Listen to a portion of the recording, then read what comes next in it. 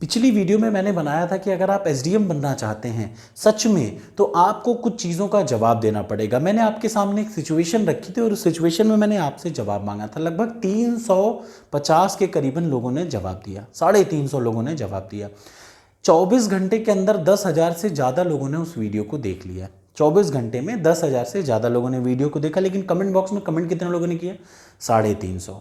मेरी आपसे रिक्वेस्ट है, आज जब मैं इसको पढ़ा रहा हूँ तो जैसे मैंने एसडीएम के लिए एक सिचुएशन दी, ठीक वैसी ही सिचुएशन आज मैं एक डिप्टी सुपरिटेंडेंट ऑफ पुलिस या फिर असिस्टेंट कमिश्नर ऑफ पुलिस, दोनों एक ही चीज़ का होता है, मतलब चाहे आप एसीपी बोलिए कमिश्नरेट सिस्टम में, चाहे डीएसपी बोलिए किसी नॉर्मल डिस्ट्रिक्ट में। तो याद रखिए वैसा ही प्रश्न मैं आज आपको दूंगा। मेरी आपसे निवेदन है और रिक्वेस्ट है, विनती है, चाहे जो भी समझिए कि भैया देखिए, मन में सोच लेने से कि मैं एसडीएम बनना चाहता हूँ, एसडीएम कोई नहीं बन जाता। मेहनत करना पड़ता है उसके लिए, थोड़ा हाथ को चलाइए। पता नहीं क्यों जब आप वीडियो देखते हैं तो बहुत अच्छे से देख लेते हैं। देखिए जब मैं कह रहा हूँ कमेंट बॉक्स में कमेंट करिए विथ रीज़न, इसका मतलब मैं कुछ सोच समझ के ही कह रहा हूँ। ये पीसीएस का एग्ज़ाम है, यहाँ पे पढ़ाई से कुछ नहीं होता। जब तक आपको लिखने की आदत नहीं पड़ेगी, जब तक आप अपनी राय देना नहीं, हर चीज़ में अपनी पॉजिटिव या नेगेटिव राय होनी तो चाहिए ना भाई, खुद का भी तो कुछ होना चाहिए। तो जब तक आप कमेंट बॉक्स में कमेंट नहीं करेंगे तो कैसे पता चलेगा? खैर कोई बात नहीं, आज आपके पास मौका है। मैं आपको एक सिचुएशन दे रहा हूं कि आप सच में अगर डीएसपी जैसे एक सोचेंगे, एक डीएसपी की सोच कैसी होनी चाहिए, ये आज आपको बताना है कि अगर आप डीएसपी होते, क्या होते? डीएसपी। अब जब मैं बात करता हूं डीएसपी का मतलब डिप्टी सुपरिटेंडेंट ऑफ पुलिस, ये मेरी फेवरेट पोस्ट है, मुझे ये मिलती है तो ठीक है, अदरवाइज मैं असिस्टेंट प्रोफेसर ठीक हूँ पूरी ज़िंदगी भर के लिए। ये इकलौती ऐसी पोस्ट है जो कि सबसे बेहतरीन है।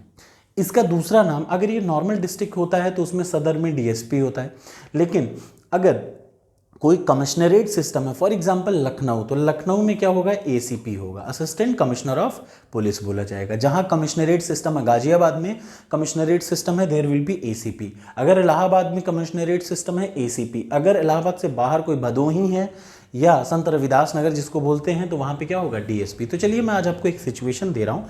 मान लीजिए आप कहाँ के, चूंकि मैं इलाहाबाद का रहने वाला हूँ इसलिए मैं क्वेश्चन आमतौर पे इलाहाबाद से ही पूछता हूँ, लेकिन आज मैं प्रश्न पूछूंगा लखनऊ का। मान लीजिए आप लखनऊ के क्या हैं? लखनऊ के कमिश्नरेट सिस्टम में आप हैं एक एसीपी। क्या है? एसीपी। ध्यान से सुनिएगा, आपका काम है लॉ एंड ऑर्डर को मेंटेन करना आपके इलाके में। आपको पता चलता है सडनली क्राइम को कंट्रोल करना, लॉ एंड ऑर्डर को मेंटेन करना। आपको एकाएक पता चलता है कि शाम को कुछ लोग गांजे से भरा हुआ एक ट्रक लेके शहर में आ रहे हैं। किससे भरा हुआ? गांजे का मतलब ड्रग्स, इन शॉर्ट समझिए, ड्रग्स का मतलब गांजा। गांजा भर के शहर में आ रहे हैं। अब आपको पता चलता है आपके एक इन्फॉर्मर से कि भैया सर रात में 11 बजे इस रूट से गांजे भरा एक ट्रक आने वाला है, आपको उसे पकड़ना है। आप एकदम दबिश देते हैं और ठीक राइट टाइम पे उस जगह जाके नाका हिंडोला चौराहे पे जाके उसको पकड़ लेते हैं। उसके सारे के सारे ट्रक में जो जो लोग थे सबको आप अरेस्ट कर लेते हैं। अरेस्ट करके आप थाने ले आके बिठालते हैं। एकाएक आपको रात में 12 बजे फ़ोन आता है। कितने बजे? रात में 12 बजे फ़ोन आता है आप ही के शहरी क्षेत्र के विधायक का, एमएलए का, मेंबर ऑफ लेजिस्लेटिव असेंबली का, कि जिन लोगों को आपने अरेस्ट। और बहुत सही सिचुएशन है और एकदम रियल सिचुएशन है, मैं आपको दे रहा हूँ, आप ध्यान से समझिएगा और फिर अपना जवाब दीजिएगा। आपको वो फ़ोन करके कहता है कि जिन लोगों को और जिन ट्रक को आपने पकड़ा हुआ है वो मेरे ही सरपरस्त हैं, वो मेरे ही लोग हैं, उनको छोड़ दीजिए। आप उस सिचुएशन में, और आपसे जब इतना वो दबाव, लगातार दबाव बनाता है कि आप उन्हें छोड़ दीजिए, मैं तुम्हें भी जानता हूं, मैं तुम्हारी फैमिली को भी जानता हूं। ये लाइन आप ध्यान से सुनिएगा, मैं तुम्हें भी जानता हूं, तुम्हारा क्या लेवल है, मैं तुम्हारी फैमिली को भी जानता हूं, मैं तुम्हारे सीनियर को भी बहुत अच्छे से जानता हूं। तुम कुछ नहीं कर पाओगे एसीपी, तुम कुछ भी नहीं कर पाओगे, तुम्हें हर हाल में छोड़ना ही पड़ेगा। तो वो आप पे दबाव बनाता है। आप उसको क्या करेंगे? अब आप उस सिचुएशन में ध्यान से सुनिएगा। इसके बाद आपका फ़ोन कट जाता है। थोड़ी ही देर में आपके जस्ट सीनियर का फ़ोन आता है। ध्यान से सुनिएगा, आपके थोड़ी ही देर में आपके जस्ट सीनियर का फ़ोन आता है और डीसीपी का फ़ोन आता है और वो आपसे कहता है कि छोड़ दो यार, वो जो कह रहे विधायक जी क्यों नहीं मान ले रहे हो।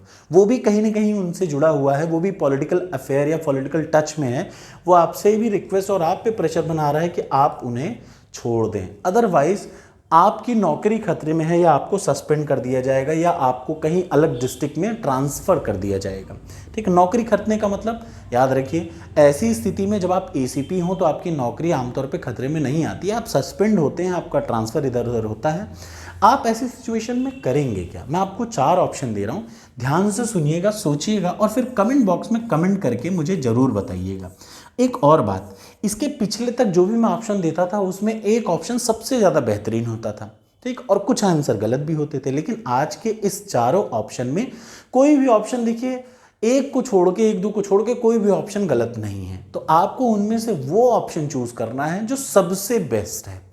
तो सबसे पहला, आप अपने अधिकारी की बातों को मान लेंगे और उस विधायक की भी बातों को मान लेंगे और उन चारों लोगों को जिनको आपने अपने थाने में बिठाला है उनको आप क्या करेंगे? छोड़ देंगे, आप उनको रिलीज कर देंगे। पहला ऑप्शन, चूंकि आप पे दबाव है, कोई भी दबाव, जब आपका सीनियर आपसे कह रहा है छोड़ दो तो आप छोड़ देंगे। सेकेंड ऑप्शन, ध्यान से सुनिएगा, पहला काम आपने ये किया। सेकेंड ऑप्शन, आप अपने सीनियर के और सीनियर से, याद रखिए, आप अपने सीनियर के सीनियर को फोन करेंगे। इसका मतलब आप अपने सीनियर के बॉस को फोन करेंगे और उन्हें सिचुएशन से अवगत कराएंगे कि कुछ ऐसी ऐसी सिचुएशन है, ये चीज़ें, इलीगल कंसाइनमेंट शहर में आ रहा है, इसके प्रति मुझे क्या करना चाहिए, आप मेरी मदद करिए। चूंकि ये इलीगल है, ये तो पता है, गांजा लेके घूमना, ट्रैवल करना, से टोटली इलीगल। तो ये तो आपको समझना है कि भाई आपने अपने सीनियर को या उनसे सीनियर को, भाई चूंकि ये आदमी तो करप्ट है, because he is insisting you, या आपको प्रेशराइज कर रहा है कि यार छोड़ दो, जस्ट सीनियर, तो आप उसके भी सीनियर से बातचीत करेंगे और उससे एक बातचीत करके उनको समझाने की कोशिश करेंगे कि कृपया आप इस मामले में दखल दें और कार्रवाई करने दें, चूंकि ये काम गलत है। भाई काम क्या है? गांजे से भरी ट्रक को वो छोड़ने को कह रहा है, भाई शहर में एंट्री हो जाएगी, तमाम युवा बर्बाद हो जाएंगे, ठीक है। तीसरा, थर्ड ऑप्शन, पहला क्या किया, आप छोड़ देंगे, आप दबाव में हैं अपने जस्ट सीनियर और उस नेता के, आप छोड़ देंगे। दूसरा ऑप्शन, अपने सीनियर के सीनियर से बात करेंगे और एक कोशिश करेंगे कि उन्हें कन्विंस करें कि भैया ये गलत कर रहा है। तीसरा ऑप्शन, आप सबसे पहले एक एफआईआर करेंगे, उसके बाद एफआईआर करने के बाद आप अपने जस्ट सीनियर को रिटन मांगेंगे कि आप मुझे रिटन में दीजिए कि इसे रिलीज करना है।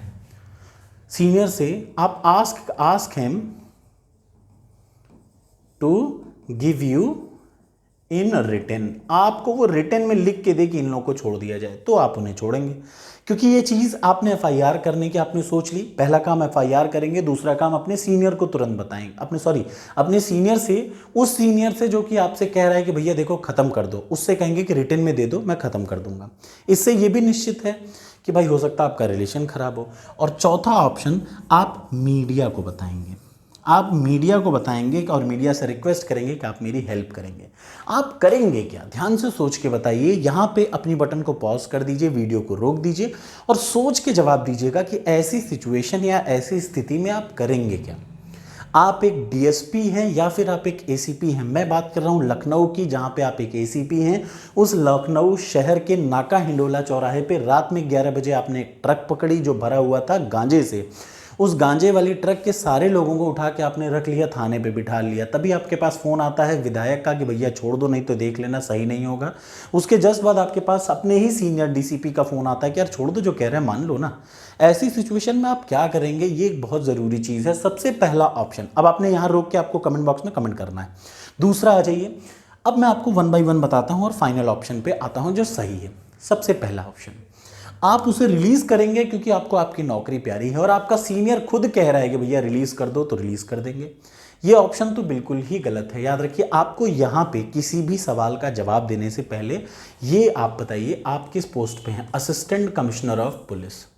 असिस्टेंट कमिश्नर ऑफ पुलिस का प्राइमरी रोल क्या है? लॉ एंड ऑर्डर को मेंटेन करना। यस और नो, क्लियर है ना? अगर आप अपने रोल में क्लियर हैं तो पहली बात आपको यह क्लियर होगा कि किसी भी स्थिति में लॉ एंड ऑर्डर के साथ समझौता नहीं किया जा सकता, फिर वो चाहे कुछ भी हो जाए।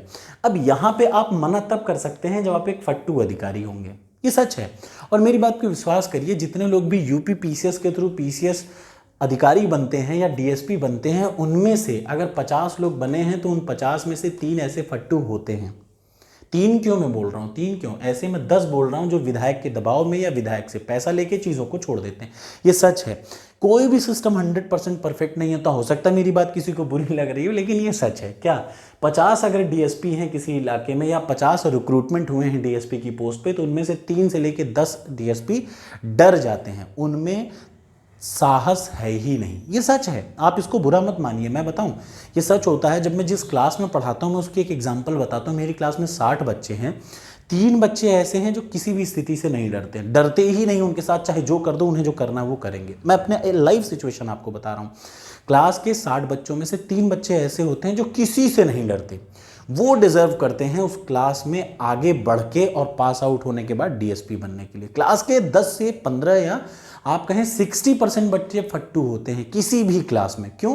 क्योंकि उन्हें चीज़ों से डर लगता है। उनके सामने कोई घटना घट रही है, वो उन चीज़ों से डर के हट जाना चाहते हैं। वो चाहते हैं कि उसका सामना ही ना हो। उनके सामने कोई एक्सीडेंट हो रहा है, कोई आदमी उस एक्सीडेंट को देखना नहीं चाहता। सच यही है। आपको बुरा लग रहा हो, लेकिन हो सकता है आप भी ऐसे आदमी हो।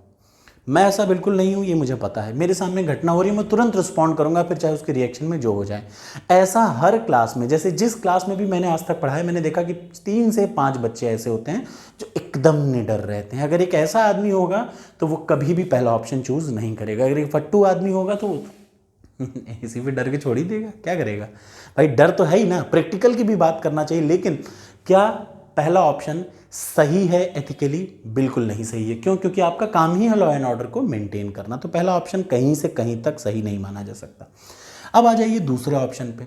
आप अपने सीनियर के सीनियर से बात करेंगे, मतलब you will not talk to ACP. आप एसीपी हैं तो आप डीसीपी से नहीं बात करेंगे, उसके और बड़े अधिकारी से बात करेंगे।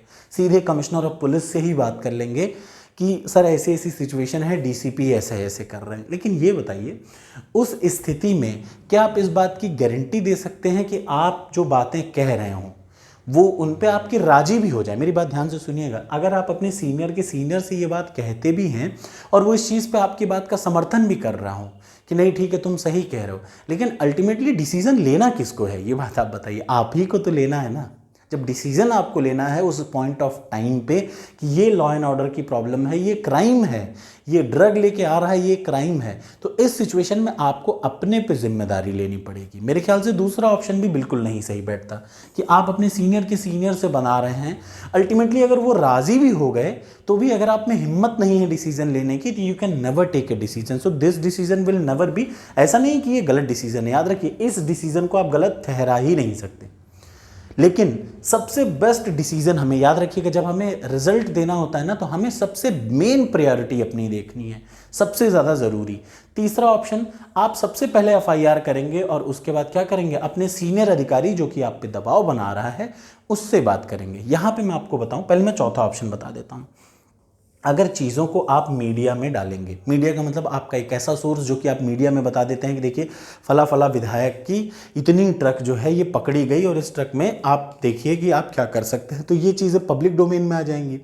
जब पब्लिक डोमेन में आ जाएंगी तो यहाँ इसके 2 पहलू हैं। पहला पहलू कि याद रखिए मीडिया उसको किस तरह से रखता है, ये एक बहुत बड़ा मैटर होता है। आजकल के टाइम पे मीडिया को स्वतंत्र होना चाहिए, लेकिन आजकल के टाइम पे आप विश्वास करिए घटना उतनी बड़ी नहीं होती जितना मीडिया बना देता है, और आजकल के टाइम पे बहुत बड़ी घटना हो जाती है उसको मीडिया दिखाता ही नहीं है, ये सच है। तो आप पूरी तरीके से मीडिया पर रिलाई नहीं कर सकते। इवन मैं आपको बताऊं, अगर आप फुटेज ले रहे हैं कहीं की, सीसीटीवी फुटेज ले रहे हैं, तो उसको भी आप कभी आधार नहीं मान सकते। तो आप मीडिया पे कैसे विश्वास कर सकते हैं, ये बात याद रखिए। मीडिया पे क्यों? मीडिया हो सकता है आपकी बातों को अच्छा बताए, हो सकता है मीडिया आपकी बातों को ही खराब बता दे, हो सकता है मीडिया उसी आदमी को। तो you can not rely on media. आप कर क्या सकते हैं, आपका सबसे प्राइमरी काम है, जब आपने लोगों को पकड़ा है और आपने अपने सामने पकड़ा है, तो आप पहला काम उस इंसानों, हर उस आदमी के खिलाफ एफआईआर सबसे पहला काम कराएं, क्योंकि प्राइमरी रिस्पॉन्सिबिलिटी आपकी है क्या, लॉ एंड ऑर्डर।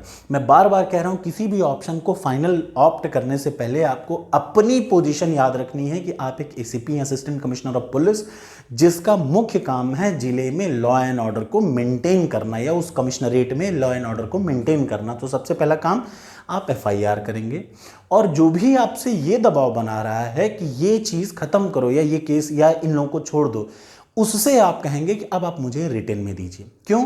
क्योंकि आपको याद रखिए, किसी भी कायदे कानून में आपको एक ही तरीके से चलना होता है, लीगल काम। हर चीज़ पे आप प्यार से किसी को भी कहें तो अगर आप उस विधायक से भी बात कर रहे हैं तो आप उसको प्यार से ही बात करें कि सर देखिए मैं वो कर रहा हूँ जो लीगल है। अगर आप बता दीजिए ये लीगल है तो ठीक है, अगर लीगल नहीं है तो ये गलत बात है। भाई आप तो साफ साफ बात करिए, आप लीगलिटी और इलीगलिटी पे बात करिए। किसी से भी आप बात कर रहे होंगे, फिर चाहे जस्ट अपने सीनियर से बात करें, फिर वो चाहे नेता से बात करें, आपको अपनी पॉइंट किस पे रखनी है, लीगल है कि नहीं है। कोई चीज़ अगर लीगल नहीं है तो you will take action on that, that's all. Crystal clear होना चाहिए।